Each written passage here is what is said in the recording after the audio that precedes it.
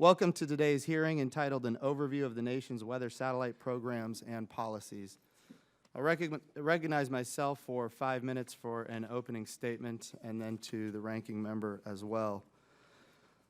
We've had a number of hearings about all kinds of issues related to satellites, from the current programs of record to commercial satellites. We've heard testimony about JPSS and GOES already once this year, and this is a second opportunity to do so.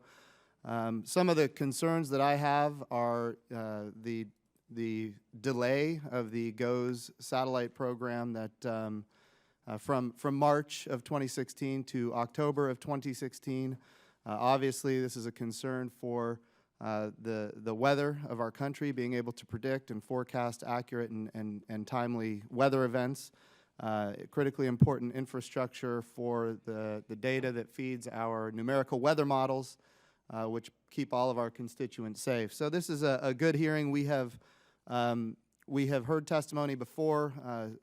Going along with the delay in GOES, we have an extension of the life expectancy of some of our current programs, and we have questions about if that is realistic or not. We have seen now NOAA 16 break apart in space over Thanksgiving, and that gives a lot of us concern about maybe it didn't just break apart on itself. I know some have suggested that, but something had to occur, whether it was a malfunction on board the satellite, even though it was beyond its lifetime, or it could have been hit by debris. Whatever the case is, it broke apart and now is contributing to more orbital debris, which is a concern.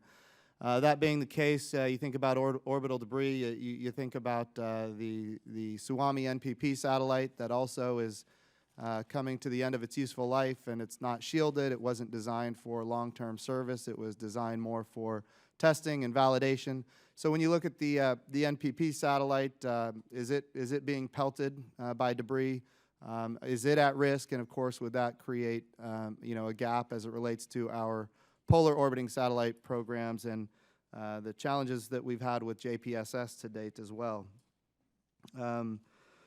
We'd also like to discuss today NOAA's commercial space policy, which is a wonderful start to, I think, great opportunities for the future to provide more resiliency and redundancy, disaggregated and distributed architectures that the commercial industry can provide to augment our numerical weather models with data coming from the private sector and some of the issues that are going on there.